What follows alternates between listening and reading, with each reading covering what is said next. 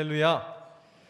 우리가 결코 포기하지 못할 예배라는 제목으로 주의 말씀 증거할 때 저와 우리 모두에게 은혜의 시간 되시기를 주의 이름으로 축원드립니다.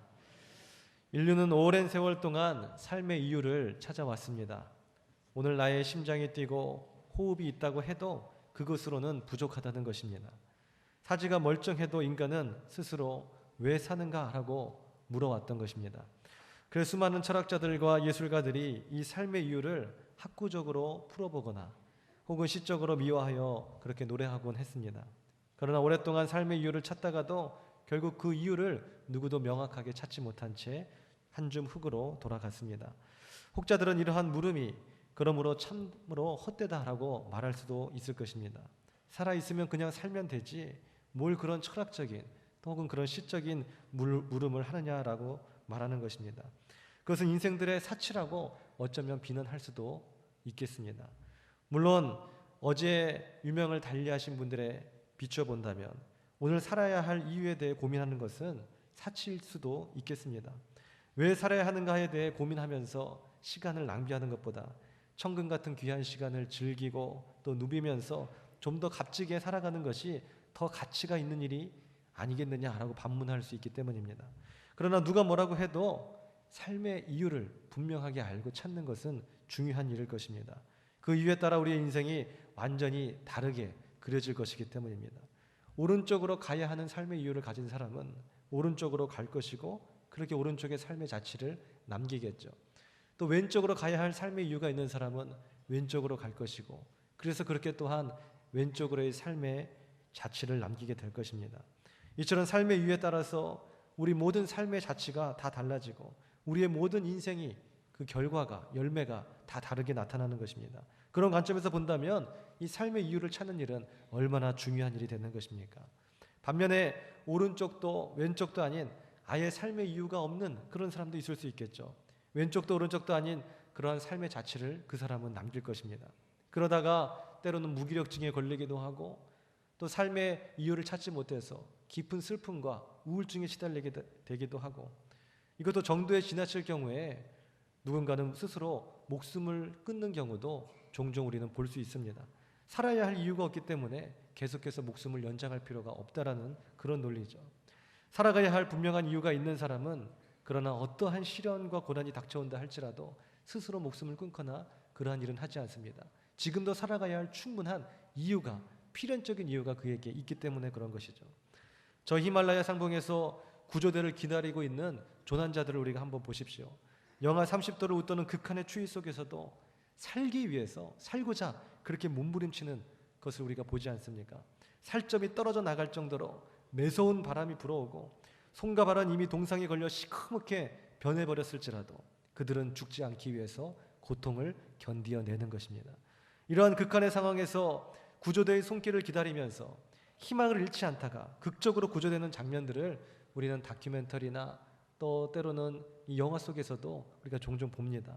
도저히 살 수 없는 상황에서 이들이 이렇게 살아남을 수 있는 이유는 무엇입니까? 살아야 할 이유가 있었기 때문에 삶을 결코 포기하지 않았기 때문에 그런 것이죠. 반면에 오늘 조금과 시련과 고통이 자신에게 닥쳐왔을 때 쉽게 삶을 포기해버리는 사람은 오늘 생명을 연장할 수가 없는 것입니다. 어떻게 해서든지 간에 이 난간을 극복하고 따사로운 봄날 같은 저 땅 아래로 내려가야 할 이유가 그들에게는 있었기 때문에 삶을 견딜 수가 있었던 것입니다.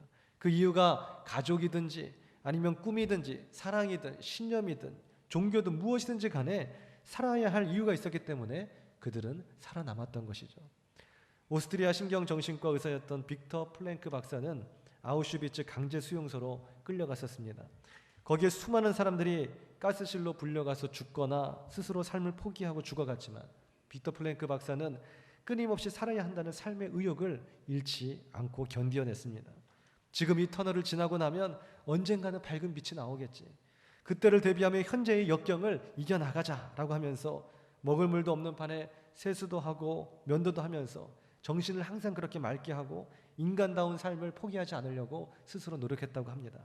그리고 나가게 되면 내가 대학교에서 내가 쌓아온 그 실력을 가지고 강의도 하고 또 많은 사람들, 정신적으로 문제가 있는 그런 사람들을 상담해주고 치료해줘야지 라는 그런 부푼 꿈을 한순간도 놓지 않았다고 그래요.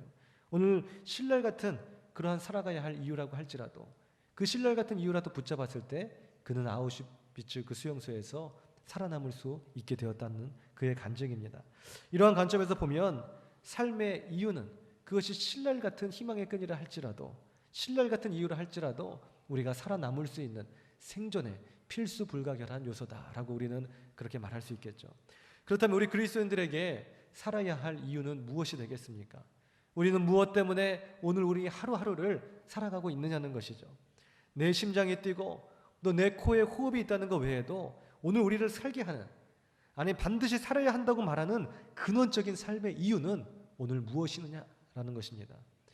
장로교 교리의 표준 지침서로 활용되고 있는 웨스트민스터 소요리 문답에 보게 되면 제1장의 첫 번째 질문으로 사람의 제일 되는 목적은 무엇인가? 라고 그렇게 묻고 있습니다. 이에 대해 웨스트민스터 소요리 문답은 하나님을 영화롭게 하고 하나님을 영원토록 즐거워하는 것이다. 그렇게 답하고 있습니다.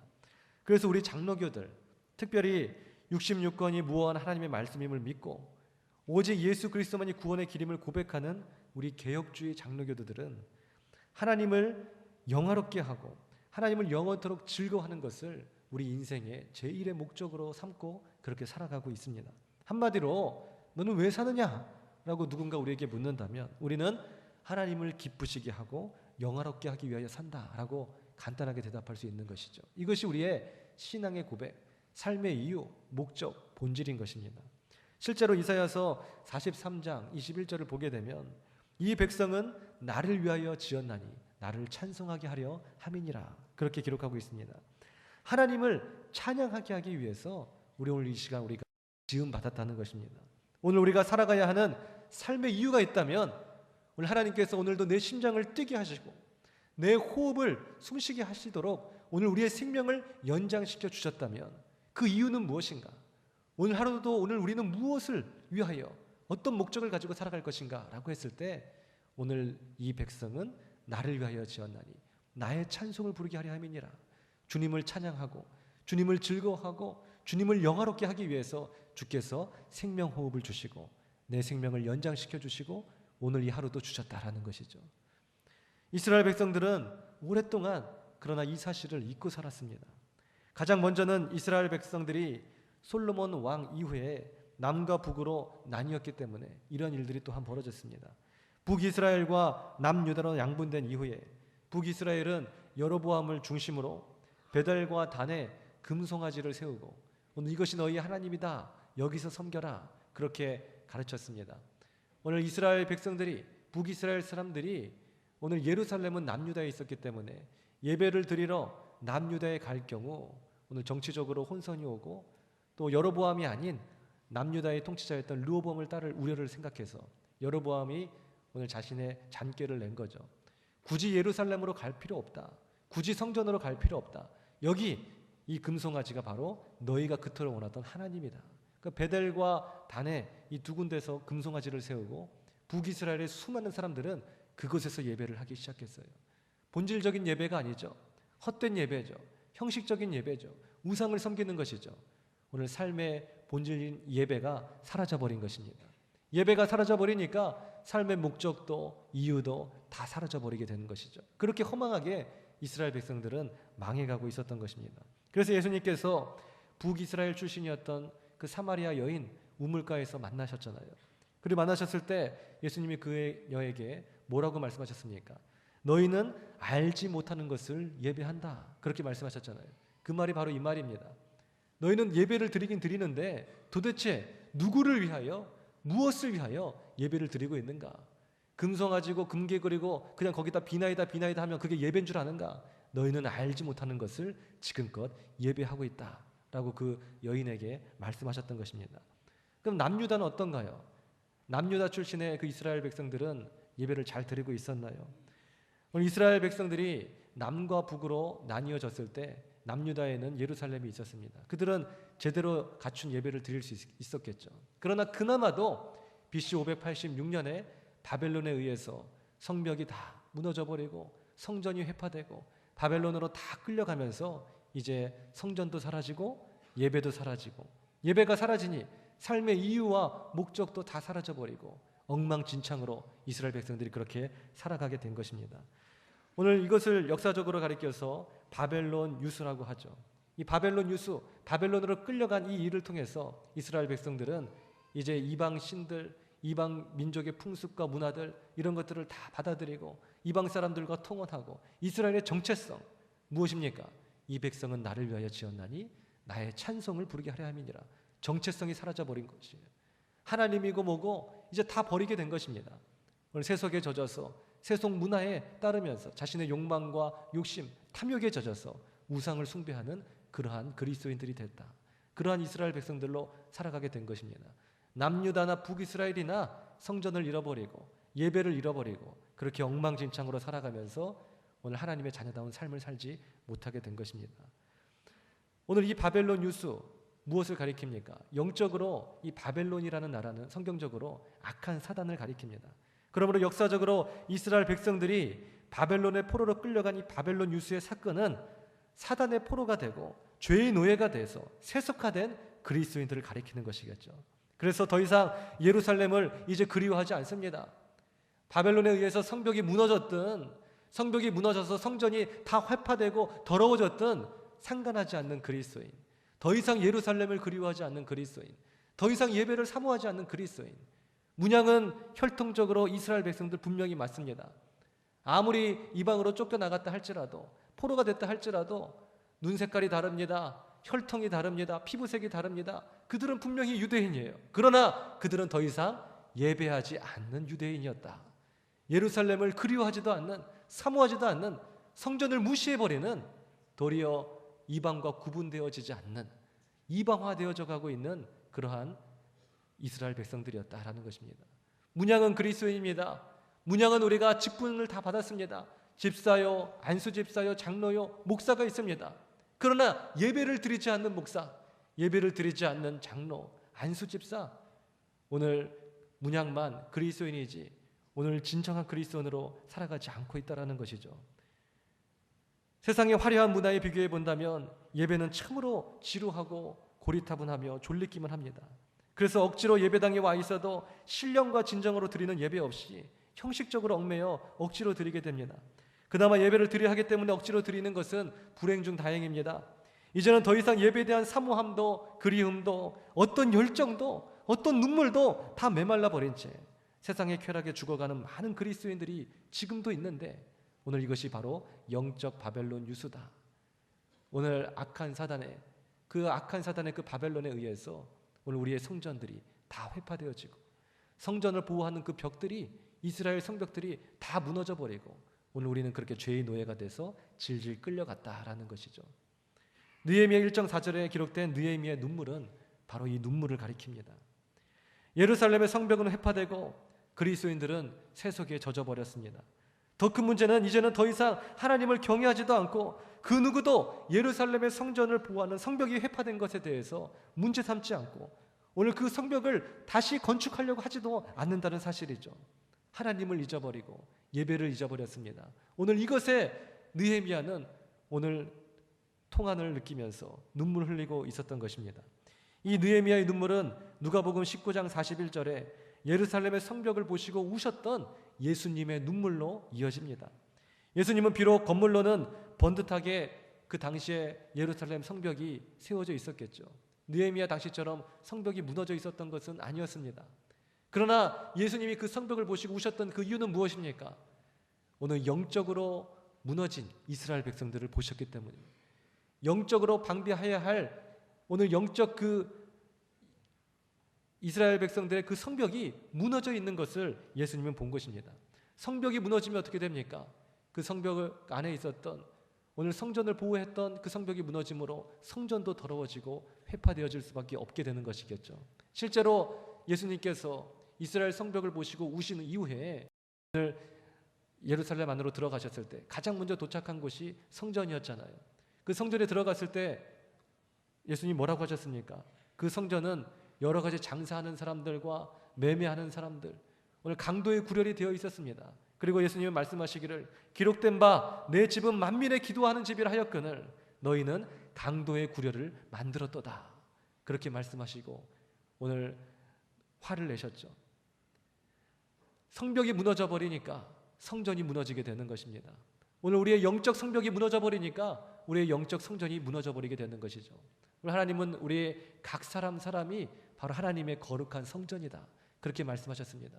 근데 그 성전을 방비하는 우리의 영적 성벽이 무너져 버리니까 우리의 세속화가 시작이 되는 것입니다. 악한 사단의 바이러스가 무너진 성벽을 통해서 쉽게 우리 안에 들어옵니다. 세상의 유혹과 탐욕과 음란과 거짓과 시기와 오늘 여러 가지 욕망들이 우리 안에 물밀듯이 쓰나미처럼 들어오기 시작하는 거죠. 그러면서 성전이 더러워지게 되고 있는 것입니다. 오늘 우리의 성벽은 어떻습니까? 안전합니까? 세상과의 벽을 무너뜨려 버리고 세상의 모든 풍습과 유혹과 이방의 신들이 오늘 우리의 성전에, 각 사람의 성전에 침입하도록 내버려 두셨습니까? 하나님, 우리 각 사람이 하나님의 성전이라고 하셨는데 우리의 다 성전이 회파되어져 가고 장사하고 매매하는 세속적인 생각들로 가득 찬 강도의 구렬이 됐습니까? 아니면 만민의 기도하는 집으로 여전히 아침과 저녁으로 기도의 향기가 내 영혼의 성전에서 아름다운 향기로 바라고 있습니까? 느헤미야는 강도의 구렬이 되어버린 이스라엘 성전을 바라보면서 가장 먼저 무너진 성벽을 건축하자, 그렇게 결단합니다. 그리고 자신의 안락한 삶을 다 던져버리고 기꺼이 주를 위해 십자가를 지는 마음으로 예루살렘을 향해서 먼 길을 떠난 것입니다. 그 과정은 숱한 고난의 연속이었습니다. 이방 왕을 섬기며 이방의 문화에 젖어 있으면 짧은 생이었을지언정 그는, 느헤미야는 안락한 생활을 할 수 있었을 것입니다. 그런데 그는 안락한 생활을 포기했습니다. 오늘 이방 왕의 술 맡은 관원장이었던, 아주 높은 지위와 권력과 이런 부를 가지고 있었지만 그것들을 주를 위해서 기꺼이 포기해버린 것이죠. 그리고 성벽을 재건하기 위해서 길을 떠난 것입니다. 그런 세상의 것은 포기했지만 그러나 포기하지 않은 한 가지가 있습니다. 한 가지를 포기하지 못했기 때문에 모든 것 다 버리고 포기하지 못한 한 가지를 바라보며 길을 떠난 것이죠. 포기하지 못한 한 가지가 무엇입니까? 성벽을 재건하는 일이었습니다. 왜 성벽을 재건하려고 그랬죠? 그 안에 있는 성전을 보호하기 위해서, 다시 성전을 일으키기 위해서. 왜 다시 성전을 일으키려 합니까? 오늘 이스라엘의 무너진 예배의 제단을 회복하기 위해서. 다른 것은 다 포기해도 예배의 제단만은 포기할 수 없다는 느헤미야의 신앙과 각오와 결단이 그가 세속적으로 누리고 있었던 많은 것들을 다 던져버리고 주님의 십자가를 지는 마음으로 성전을 향하여서 길 떠나게 한 것입니다. 느헤미야 1장은 느헤미야가 정치적인 목적으로 성벽을 건축하려고 예루살렘으로 간 것이 아니라 하나님께 드릴 예배의 회복을 위해서 성벽을 건축하러 가는 것인지 잘 드러나 있습니다. 느헤미야서는 1장 서론 부분에 성벽의 건축과 목적을 이처럼 여실하게 드러낸 이후에 이 성벽 건축의 역사를 기록하고 있는 것입니다. 오늘 우리가 읽은 본문은 성벽을 다 건축한 이후 이스라엘 백성들이 수문학 광장으로 한자리에 모인 장면입니다. 제사장 아론의 후손이요 모세의 율법에 능통했 학사였던 에스라가 8절에 보게 되면 하나님의 율법을 낭독하죠. 그리고 그 뜻을 해석하여 줍니다. 이것이 무엇입니까? 하나님의 말씀을 낭독하고 그 뜻을 풀어서 해석하는 것, 한마디로 설교라고 할 수 있겠죠. 에스라가 수문학 광장에 성벽을 비로소 다 건축하고 한자리에 모인 이스라엘 백성들을 향하여서 하나님의 말씀을 낭독하고 해석하는 말씀을, 설교를 전한 것입니다. 이때 이스라엘 백성들은 어떤 반응을 일으키죠? 9절에 보게 되면 하나님의 말씀을 듣고 그들은 울기 시작합니다. 백성들이 흘린 이 눈물의 의미는 도대체 어떤 의미겠습니까? 하나님을 잊어버리고 세속에 젖어 있었던 통한의 눈물이었겠죠. 이제 다시는 주님 곁을 떠나지 않으리라 고백과 결단의 눈물이었을 것입니다. 돌아온 탕자가 아버지 품에 안겨서 펑펑 우는 것처럼 그런 회한의 눈물, 그런 후회의 눈물이요. 예배를 잊어버린 백성들이 이제 예배가 다시 무엇인지 새록새록 기억이 나고 예배를 회복하면서 느낄 수 있었던 그런 감격의 눈물이었을 것입니다. 그렇게 눈물로 이스라엘 백성들은 예배를 회복하기 시작했습니다. 이때 느헤미야와 에스라와 레위 사람들은 백성들을 향하여서 이제 울지 말라, 그렇게 위로를 해줍니다. 그리고 이날은 주의 성일이니 근심하지 말라라고 또한 위로합니다. 그리고 더 나아가 이제 무엇이라고 얘기합니까? 여호와를 기뻐하는 것이 너희의 힘이 될 것이다. 너희가 무력하지 않다. 더 이상 낙심하지 말라. 너희의 예배가 회복되었다면, 너희가 이 시간에 하나님을 기뻐할 줄 안다면 이제는 안심하라. 여호와를 기뻐하는 것이, 주님 앞에 예배의 제단을 쌓는 것이 삶의 목적이요, 본질이요, 이유요, 너희를 숨쉬게 하는 근원적인 힘이 되느니라 말씀하고 있는 것입니다. 여호와를 기뻐하는 것, 여기서 느헤미야는 인생의 본질, 인생의 목적을 이야기하고 있는 것입니다.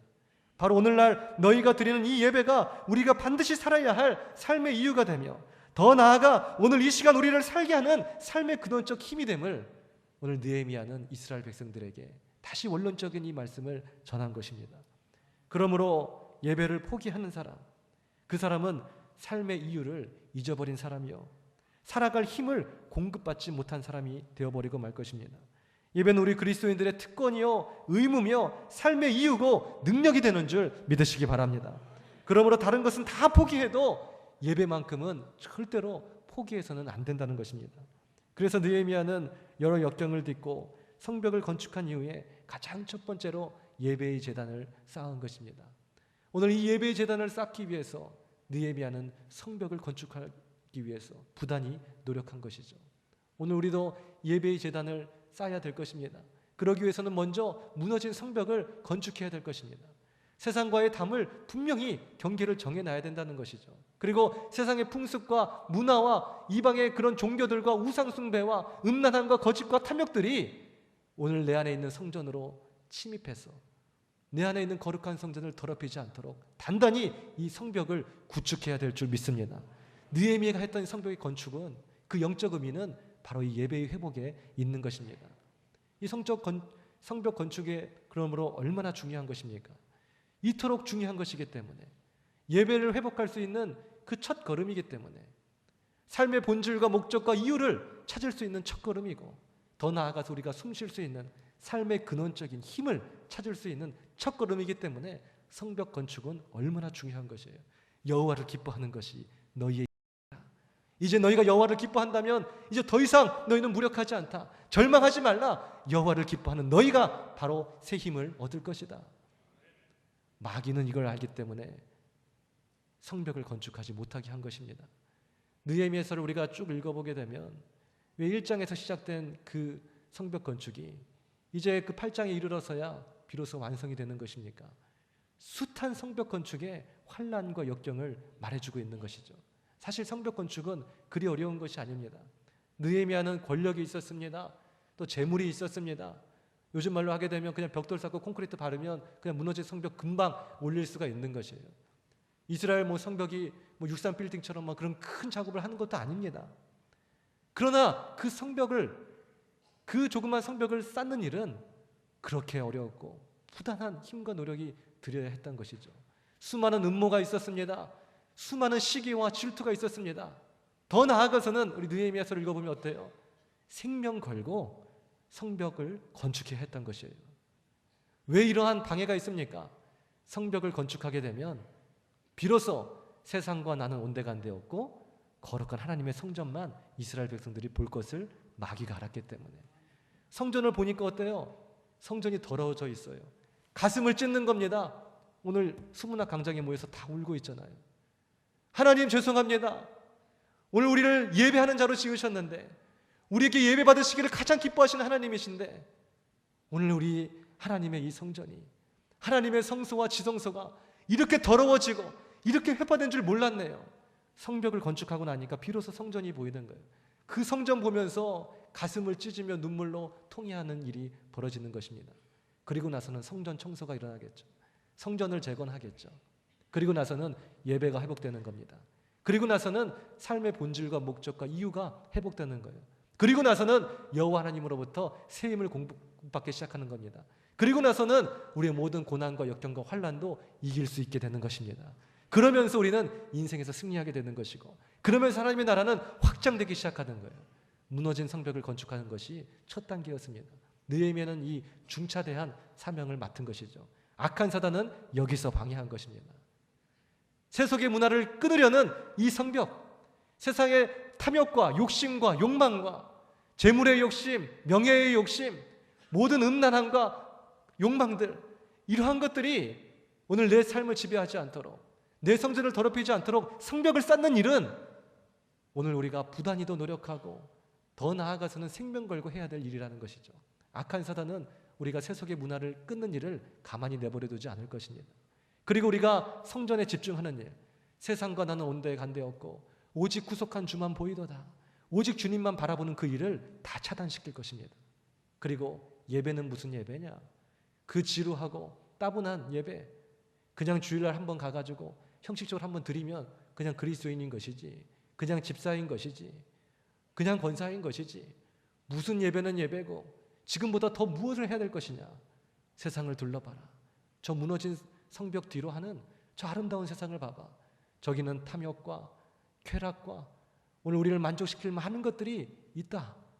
오늘 예배보다, 성전보다 오늘 성벽을 넘어서 저 세상으로 나아가라. 마귀는 달콤한 유혹을 우리에게 주는 것이죠. 무너진 성벽을 건축할 힘이 우리에게 없더라라는 것입니다. 그러나 눈물로 기도하십시오. 오늘 느헤미야는 성벽 건축에 앞서 가장 먼저 한 일이 바로 기도였습니다. 느헤미야 1장에 보게 되면 오늘 이스라엘 백성들이 성벽이 다 무너지고 성전도 다 회파되고 오늘 엉망진창, 하나님을 경외하지 않고 이방 사람들에게 능력받고 조롱받는 이스라엘 백성들의 모습을 보면서 느헤미야는 성벽 건축하기를 다짐합니다. 그러나 그 다짐하기 이전에 했던 일이 무엇이에요? 수일 동안 울면서 금식하며 기도했더라. 우리 함께 따라 할까요? 기도가 시작이다. 내 인생의 모든 얽혀버린 실마리를 푸는 그 실마리는 바로 기도인 것입니다.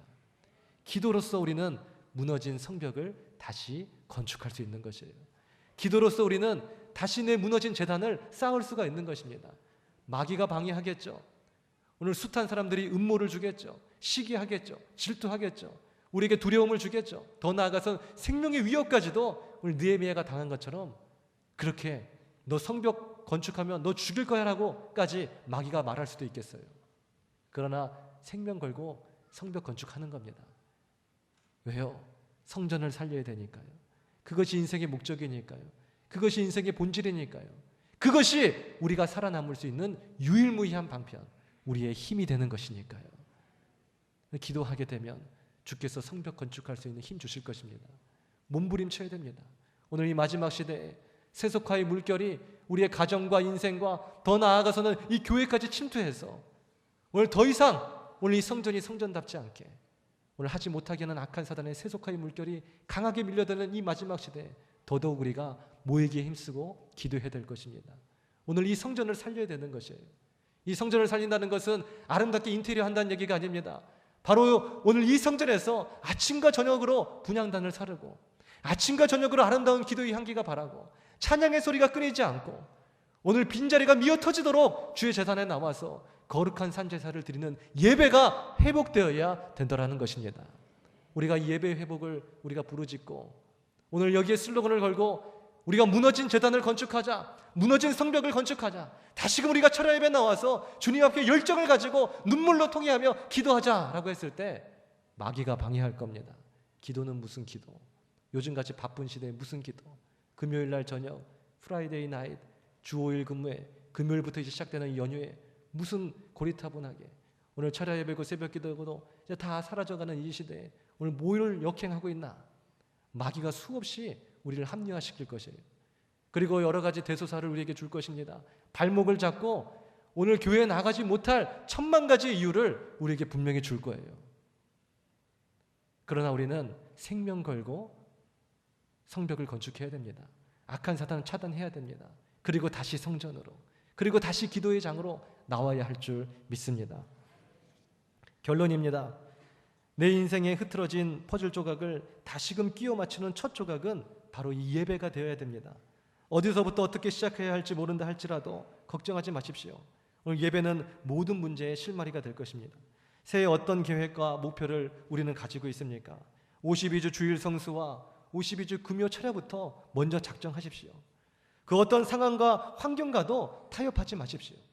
악한 사단이 주는 수백만 가지의 그 이유를 다 예수 그리스도 성령의 능력으로 다 끊어버리십시오. 다른 것은 다 포기해도 예배만큼은 포기할 수 없는 그러한 신앙이 되어야 될 것입니다.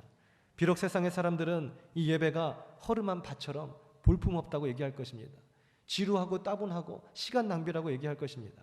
세상에서는 정말로 달콤한 선악과와 같은 오늘 그러한 향락과 쾌락들이 많다고 우리에게 추천할 것입니다. 그러나 우리는 차라리 오늘 느헤미야처럼 자신의 명예와 부와 모든 것을 다 포기해서라도 누구도 거들떠보지 않는 그 예루살렘을 향해서 성벽 건축을 위해서 갔던 것처럼 누구도 거들떠보지 않는 허름한 밭을 우리는 모든 것을 다 내던져버리고 다 팔아버리고 허름한 밭을 살 수 있는 믿음의 주인공들이 되어야 되는 것입니다. 세상의 사람들은 모든 것을 다 포기하고 그 허름한 밭을 사는 주의 성전을 향해서 올라가는 우리를 비웃을지라도 우리는 기쁨의 탄성을 자아낼 것입니다. 왜 그래요? 허름한 밭에 숨겨진 귀한 보배를 우리는 발견할 것이기 때문입니다. 2015년도 새해 우리 인생의 가장 최고의 소원이 있다면 예배의 회복이 되어야 될 것입니다. 우리 인생의 제일의 목표가 있다면 예배의 성공자가 되어야 될 것입니다. 예배 없는 어떤 계획도 목표도 꿈도 다 접으십시오. 설사 예배 없이 어떤 꿈과 계획과 목표를 이뤘다 할지라도 그 인생은 실패하는 인생이 되어버리고 말 것입니다. 왜 그래요? 예배가 인생의 본질이요, 목적이요, 삶의 이유요, 우리를 살게 하는 힘이 되기 때문입니다. 그러므로 예배의 성공자가 인생의 성공자요, 예배의 실패자는 인생의 실패자라고 해도 과언이 아닌 것입니다. 이스라엘 백성들이 왜 멸망했죠? 예배의 실패자가 되었기 때문에 멸망한 것입니다. 그러나 오늘 느헤미야 이 시대에 그들이 왜 주의 말씀을 듣고 통회하며 눈물로 자복하고 회개했습니까? 예배가 다시 회복됐기 때문에 하나로 다시 모일 수가 있었던 것입니다. 나를 사랑하는 자들이 나의 사랑을 입으며 나를 간절히 찾는 자가 나를 만날 것이니라. 오늘 주님을 사랑하십시오. 주님을 사랑하는 그는 예배를 사모하게 되어 있습니다. 구원받은 그 백성은 하나님을 향하여서 예배드리고 기도하는 것이 인생의 최고의 낙이 되어 있게 되어 있습니다. 하나님, 내게도 그 예배하는 사모하는 마음 다시금 회복하여 주옵소서.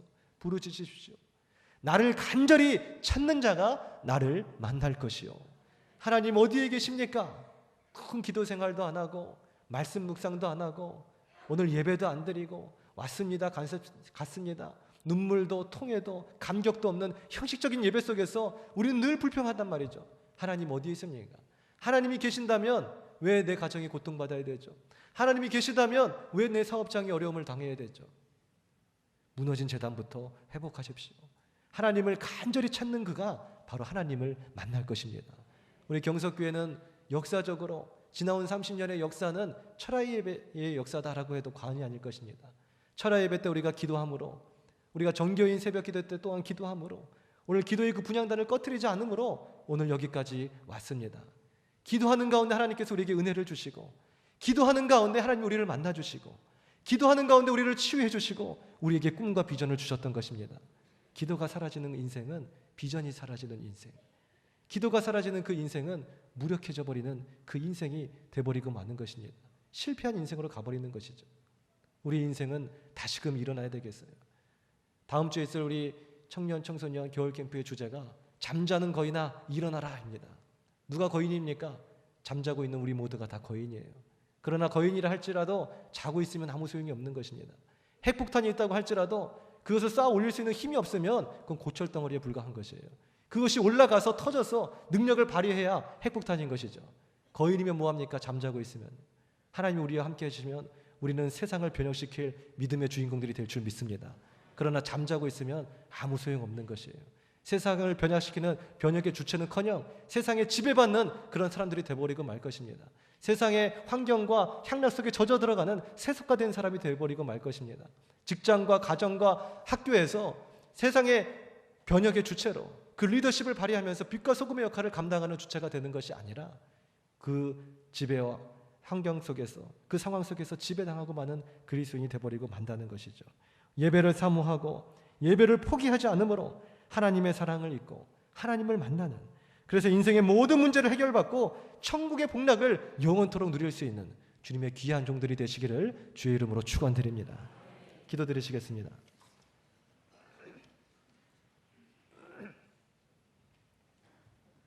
아버지 하나님, 오늘 우리에게 무너진 성벽이 있습니까?